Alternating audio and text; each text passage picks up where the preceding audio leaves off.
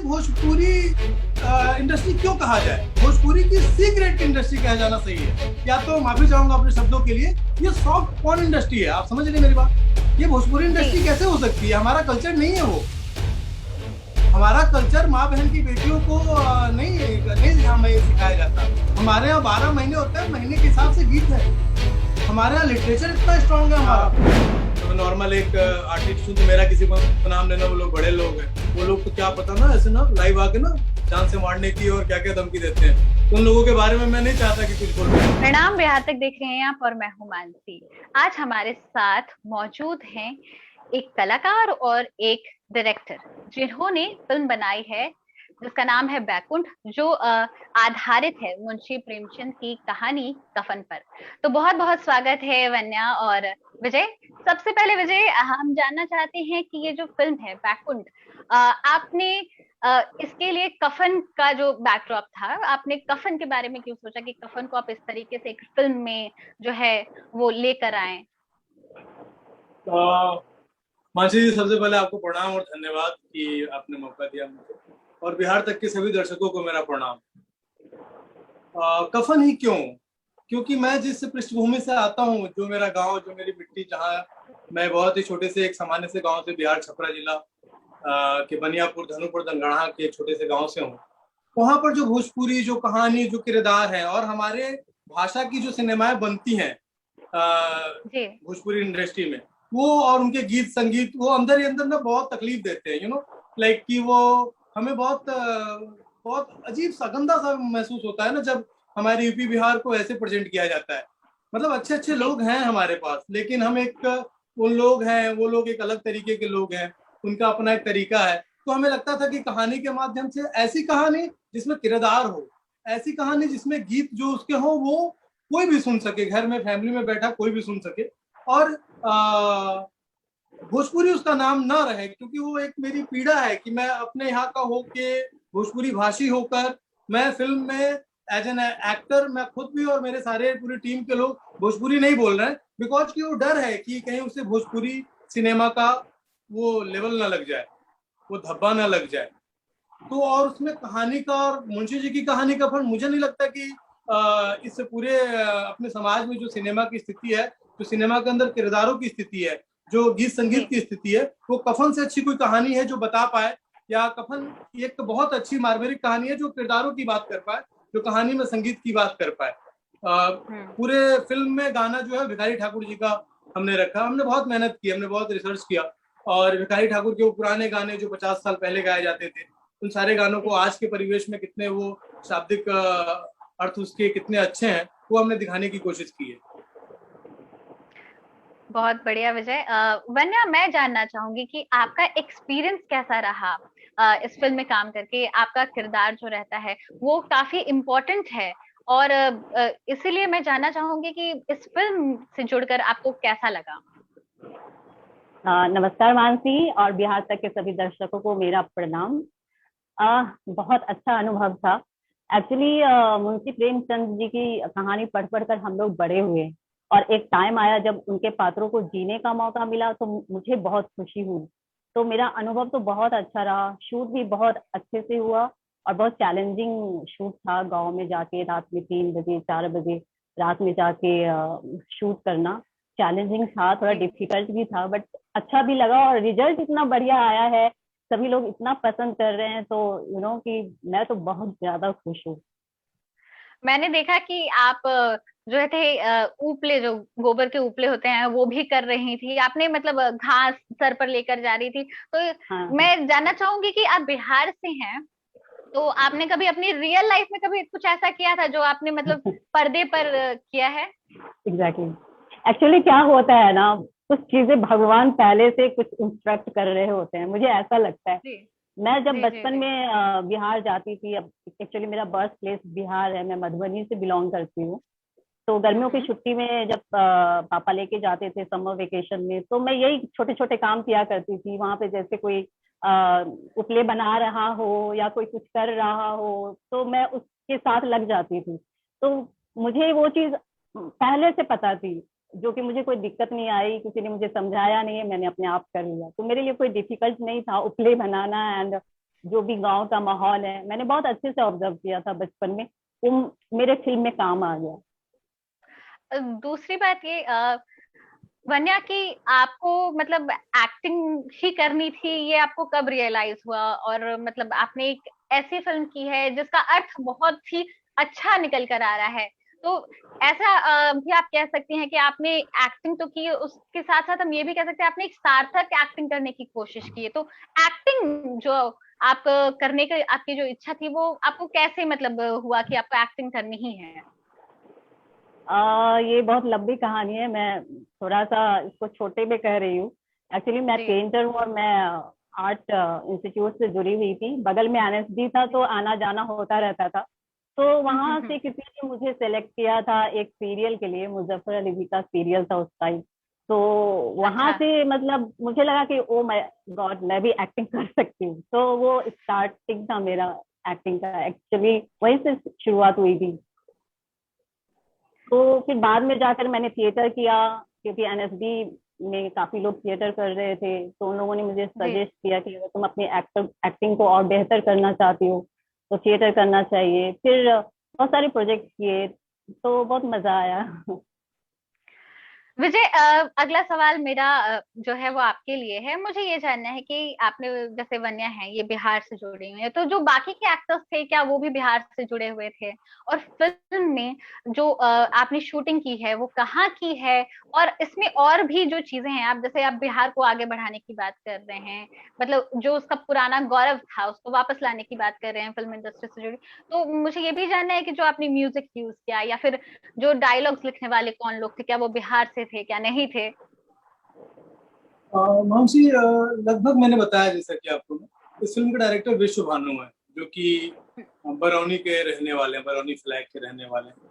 हमने shooting Barauni, Barauni flag, Mokama, हाथीदा, Patna के आसपास हमने पूरी शूट किया, पूरी फिल्म। हम्म। और सारे लोग बिहार के थे। संगम शुक्ला जो माधव का कैरेक्टर किए, जो बुधिया के हस्बैंड का कैरेक्टर किए, वो यूपी बस्ती जिले के रहने वाले। बाकी सारे लोग बिहार के थे। डायरेक्टर, एक्टर, जो वहाँ के गांव के लोग थे, वो सभी लोग गांव के एक्चुअल एक्टर्स हैं, रियल एक्टर्स हैं। और बाकी जो हम लोग हैं, हमने ही पूरी फिल्म का स्टोरी, स्क्रीन प्ले, डायलॉग, सब कुछ पूरी हमारी अपनी टीम ने लिखा, जो सभी लोग बिहार से ही हैं। रही म्यूजिक की बात, तो म्यूजिक का नितेश सिंह निर्मल, वो भी बिहार से हैं, पटना से हैं। हमने पूरी फिल्म का म्यूजिक पटना नितेश सिंह निर्मल के स्टूडियो से किया, मिक्सिंग वगैरह आके फिर हमने बॉम्बे में की। लेकिन रॉ हमने वहां से किया। और हमें ना, जैसे गांव पे आपने देखा होगा ना कि वो सारंगी लेके आते हैं लोग ना, साधु जी लोग, जी जी जी। हाँ। तो हमें वैसा कुछ चाहिए था। तो हम एक गांव ओ। गांव जाकर हम ढूंढा हमने, बहुत 2-3 दिन पटना के आसपास के गांव में, फिर हमने उनको पकड़ा और सारी चीज। और वो एक्चुअल म्यूजिक आप अपने सिनेमा में भी देखा होगा, बहुत रॉ है। हाँ हाँ। मतलब उसे हमने बहुत जी। सजाने की कोशिश बहुत ही नहीं की है फ्रेश है। हाँ। हाँ, उसे ना बिल्कुल मेकअप नहीं देने की कोशिश की है। रॉ चीज जो हमारी है उससे हमने, बिना किसी इलेक्ट्रॉनिक म्यूजिक के, सारी चीजें रियल इंस्ट्रूमेंट है, सब अपने यहाँ के इंस्ट्रूमेंट है, तो वैसा कुछ कोशिश किया है। और आपके इस प्रश्न में एक चीज और थी कि बिहार में ऐसा क्या, बिहार की संस्कृति या जो वहाँ की विरासत है, आपके प्रश्न में ये भी जुड़ा हुआ था एक।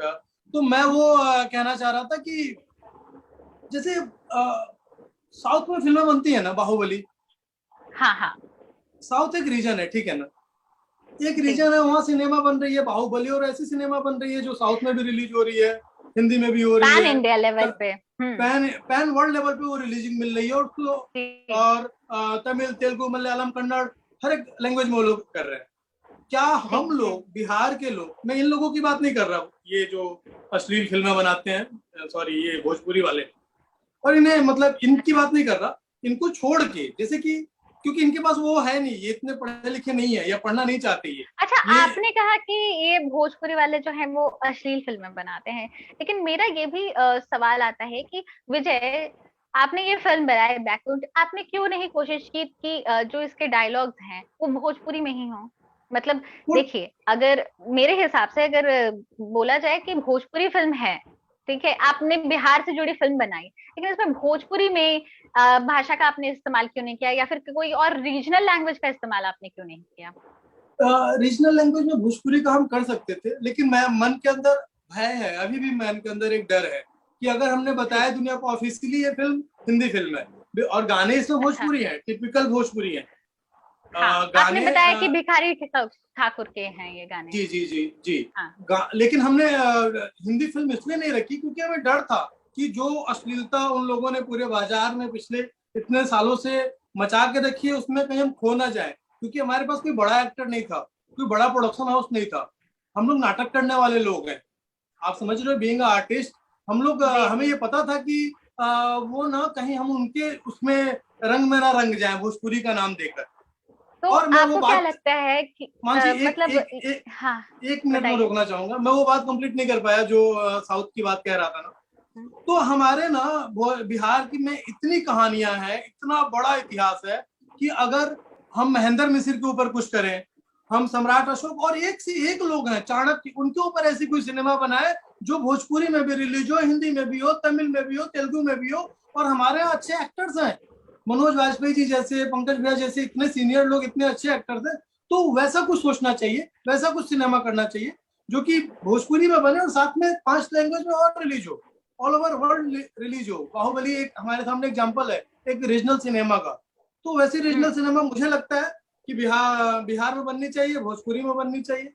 जी, मैंने अपनी बात खत्म की, ये मेरी अपनी भावना है जो मैंने रखी आपके सामने। ठीक है, तो आप बताएंगे मुझे कि कौन है वो लोग जो भोजपुरी को है बदनाम कर रहे हैं, क्योंकि आजकल बाजार बहुत गर्म है, अश्लील गानों को लेकर जो बाजार है वो काफी गर्म है। सेंसर बोर्ड भोजपुरी फिल्मों के लिए बनाने की बात हो रही है, तो इस पर आपकी क्या टिप्पणी है? सेंसर बोर्ड बनाएंगे तो क्या ये जो भोजपुरी फिल्मों की अश्लीलता है वो खत्म हो जाएगी? मानसी जी, मुझे बहुत हंसी आती है, मतलब आप ये जब पूछ रही थी तो मुझे कैसे हो गया ये अश्लील अचानक। कितने लोग जुड़े हैं, बहुत ज्यादा लोग नहीं हैं जो दिखते हैं ना दुनिया को, गिन के 4 5 8 10 होंगे जी। इन यही लोग हैं और अश्लील कैसे हो गया। और मैं कहता हूं कि इसे भोजपुरी इंडस्ट्री क्यों कहा जाए, भोजपुरी की सी ग्रेड की इंडस्ट्री कहा जाना सही है। या तो माफी चाहूंगा अपने शब्दों के लिए, ये सॉफ्ट पॉर्न इंडस्ट्री है, आप समझ रहे मेरी बात। ये भोजपुरी इंडस्ट्री कैसे हो सकती है, हमारा कल्चर नहीं है वो। हमारा कल्चर माँ बहन की बेटियों को नहीं हमें सिखाया जाता। हमारे यहाँ 12 महीने होते हैं, महीने के हिसाब से गीत है, हमारे यहाँ लिटरेचर इतना स्ट्रॉन्ग है हमारा। मैं कुछ कहना चाहूंगी इस पे। हाँ वन्या, बोलिए बोलिए। एक्चुअली भोजपुरी का जो हमारा इतिहास रहा है वो बहुत सुंदर और बहुत ही अच्छा रहा है और बहुत इज्जतदार रहा है। ये बीच में पता नहीं कौन से लोग आ गए हैं जो इस तरीके की फिल्में बना रहे हैं। आप याद कीजिए, जब गंगा किनारे मोरा गांव रिलीज हुआ था तो हम सारी पूरे परिवार के साथ जाके देखते थे। एंड बहुत सारी फिल्में ऐसी उस समय में आती थी, बाबा धाम करके, और बहुत सारी अभी नाम भी नहीं याद है। तो सारे परिवार जा करके देखते थे। लेकिन आज की फिल्में कोई नहीं जाके माँ बेटी के साथ बैठ के तो नहीं देख सकते। मतलब ये चेंजेस जो आए हैं वो कौन लेके आया है, कौन जिम्मेदार है? मुझे लगता है कि आप कुछ कहना चाह रहे हैं। मैं वही छोटी सी एक बात कह रहा था ना कि बहुत लोग नहीं है, 8-10 लोग ही हैं। अब मैं किसी का व्यक्तिगत नाम लूं वो सही नहीं है, मैं नॉर्मल एक आर्टिस्ट हूं तो मेरा किसी को नाम लेना, वो लोग बड़े लोग हैं, वो लोग तो क्या पता ना ऐसे ना लाइव आके ना जान से मारने की और क्या क्या धमकी देते हैं। उन लोगों के बारे में मैं नहीं चाहता कि कुछ बोलूं, और वो लोग इस लायक भी नहीं है कि इतने अच्छे प्लेटफॉर्म पे उनका नाम लेकर मैं अपना मतलब कि मैं अपनी नहीं, मैं गंदा नहीं करना चाहता अपने आप को, और इस समय को अच्छे तरीके से मैं यूटिलाइज करना चाहता हूँ। लेकिन हाँ, आप अगर पूछोगे तो ये लोग वो लोग हैं जो पढ़े लिखे नहीं है, ये न पढ़ना लिखना चाहते हैं, और इनमें जो कम पढ़े लिखे हैं जिन्होंने अश्लीलता को गाकर बेचकर जो स्टार बने हैं, वो अब वही माई बाप होते हैं, डायरेक्टर भी उनका सुनता है। मैं बीइंग एक्टर भोजपुरी की 2 फिल्में की है मैंने। अच्छा। एक फिल्म की है तेरी कसम, जिसमें हीरो खेसारी लाल यादव जी थे, और एक और सिनेमा की है मैंने ठोक देव, जिसमें हीरो पवन सिंह थे। उसमें मैं अक्षरा का भाई का कैरेक्टर किया था। ठोक देव में अजय कुमार डायरेक्टर थे, और अच्छा। तेरी कसम में मैं एक विलन का कैरेक्टर किया था। उसके बाद मैंने कान पकड़ लिया कि नहीं हो पाएगा, मतलब वो मैच ही नहीं कर पाएगा। इसे कैसे हटाया जा सकता है? भोजपुरी इंडस्ट्री में जो गंदगी आ चुकी है वो कैसे हटाई जाएगी? अब मैं आपसे एक बात कहता हूँ, आपने बहुत अच्छा बोला कि भोजपुरी इंडस्ट्री में कलाकार कम बचे, नेता ज्यादा हो गए जी। और ये काम नेताओं का है ना कि वो करें, हम तो छोटे से एक सामान्य आर्टिस्ट हैं, हम अपनी बात कर रखे, हमने एक सिनेमा बनाई और अपनी बात रखी, और फिर से हम एक नॉर्मल तरीके से हम अपनी बात रखेंगे एक सिनेमा के जरिए। लेकिन उन लोगों को सोचना चाहिए जो ये मेरा मानसी अपना व्यक्तिगत नुकसान नहीं है, या ये आपका नुकसान नहीं है, हाँ, ये पूरे ये तो समाज का समाज नुकसान है। का नुकसान है। और उन लोगों को शर्म आनी चाहिए, उन लोगों को लाज आनी चाहिए जो लोग इतनी बातें करते हैं, क्या से क्या नहीं बोलते हैं, वो अपने बच्चों को क्या देंगे। उन्होंने 500 सिनेमा की हो, मैं किसी का नाम नहीं लेना चाह रहा हूँ, मैं पर्सनली बहुत सारे लोगों को जानता हूँ, लेकिन वो लोगों ने बहुत ही ना ऐसा माहौल कर दिया। मेरे जैसे बहुत सारे लड़के हैं, मेरे जैसे बॉम्बे में बहुत सारे लड़के हैं जो अच्छा करना चाहते हैं। यहाँ पर हम लोग ना बोल नहीं पाते हैं कि भोजपुरी इंडस्ट्री में कि काम करते हैं या हमने काम किया है, या हम बहुत दूर रहते हैं क्योंकि इनको बहुत ही हया दृष्टि से देखा जाता है। एक बंदा इंडिया लेवल पे प्रेजेंट होता है, वो किसी भी शो के माध्यम से हो, वो रख नहीं पाता अपनी आइडेंटिटी को, अपनी भोजपुरी को, अपनी विरासत को। लोग उसको अश्लीलता की तरीके से देखते हैं, क्यों? लेकिन तो उन लोगों का भी दोष है जो लोग पिछले 10-12 सालों से जुड़े हुए हैं और अच्छे अच्छे मुकाम पर है। उन लोगों को भी ध्यान देना चाहिए, और खासकर दर्शकों को भी देखना चाहिए कि हम अपने पीढ़ी को क्या दे रहे हैं, हम अपने बच्चों को क्या सिखा रहे हैं। क्या वैसे ही चलेगा? सिनेमा बड़ा हो चुका है, वर्ल्ड सिनेमा हो चुकी है, एमएक्स प्लेयर पे रिलीज हुई फिल्म लंदन में भी देखी जा रही है। विजय, समय की थोड़ी कमी है, तो अब मैं अपना आखिरी सवाल लेना चाहूंगी कि फिल्म तो रिलीज हो गई है, अब आप दोनों प्लीज बताइए हमारे दर्शकों को कि ये फिल्म कहाँ देखनी है और क्यों देखनी चाहिए बैकुंठ। बाने पहले आप बोलो। ये फिल्में बहुत सारी ओटीटी पे रिलीज हुई है अभी, एमएक्स प्लेयर पे है, हंगामा प्ले पे और एयरटेल एक्सट्रीम पे भी देख सकते हैं। तो और क्यों देखनी चाहिए?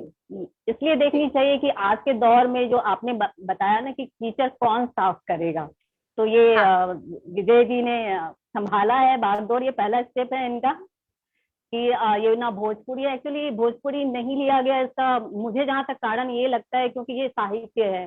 जैसे मुंशी प्रेमचंद जी की जो जिस तरह की कहानी थी, एग्जैक्टली उसी तरीके के डायलॉग इसमें डालने थे, तो उनके जैसा उसमें डायलॉग है उसको ही लिया गया है, तो इसलिए भोजपुरी में शायद इन लोगों ने कन्वर्ट नहीं किया। तो ये फिल्म इसलिए देखनी चाहिए कि समाज में ऐसे भी लोग हैं जो इतने नीचे हद तक गिरे हुए हैं कि उनको किसी के प्रॉब्लम से कोई मतलब नहीं है, बस वो अपना स्वास्थ्य साधना चाहते हैं और अपनी जिंदगी को, मतलब गिल्ट भी है उनके अंदर। इस फिल्म को देख के आपको लगेगा कि गिल्ट भी है, लेकिन वो 1 सेकंड के लिए आता है और चला जाता है।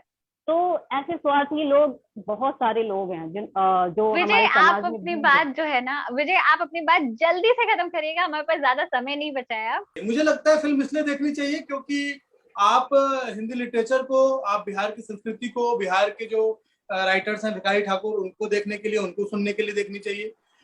इसलिए भी देखनी चाहिए कि गंदे के बारे में 1000 लोग बात कर रहे हैं, उनमें से कुछ ऊर्जा, कुछ वो लोग थोड़ा सा अच्छे के बारे में बात करेंगे। आप विश्वास मानिए, समाज में अच्छा होना शुरू हो चुका है। आपको इसलिए भी देखना चाहिए क्योंकि अच्छी चीजों को सपोर्ट करना चाहिए। मैं 2 लाइन से अपनी बात ये खत्म करता हूँ एक कविता के साथ। एक छोटी सी मेरी कविता मैं रखता हूँ, और इस पे मैं ये बताना चाहता हूँ कि क्या है पूरा ओवरऑल ना, कि वाह दुनियादारी बहुते बेचारी, माई बाप आपन बाकी सब बेकारी। वाह रे दुनियादारी बहुते बेचारी, माई बाप आपन बाकी सब बेकारी। चचवा कहे ओकर बेटवा कहे, हमरे दान पे जियत दुनिया सारी। चचवा के बेटवा के देख लाचारी, न लूर न सहूर ओकरा बादो बनता है हुजूर। का खाओगे का लेके जाओगे, सब हंसेंगे जब लंके रह जाओगे। बात मान और कर सब कर सम्मान, नहीं तो जिंदगी दी है बहुते परेशान हो। भीतर घुस जाएगी सारी होशियारी, और कोनो काम ना है पटीदारी। वाह रे दुनियादारी बहुते बेचारी, माई बाप आपन बाकी सब बेकारी। वाह रे दुनियादारी। तो ये चाचा भतीजा जो लोग भाषा को गंदा कर रहे हैं, उनके अंदर अहंकार आ चुका है। इस अहंकार को दूर करने के लिए भी ऐसी सिनेमा देखनी चाहिए और ऐसे सब्जेक्ट को सपोर्ट करना चाहिए ताकि हम समाज में और अच्छा कुछ कर सकें। हमारे जैसे और कलाकार भी हिम्मत जुटाएं ऐसी फिल्मों को लिटरेचर पे काम करने के लिए। जी तो बहुत बहुत शुक्रिया वन्या और विजय हमारे साथ जुड़ने के लिए, और मैं आशा करती हूँ कि आपकी बैकग्राउंड जो है बहुत ही आगे जाए और आगे कई सारे अवार्ड्स जो है वो जीते। शुक्रिया हमारे साथ जुड़ने के लिए। बहुत बहुत शुक्रिया। बहुत धन्यवाद। Thank you.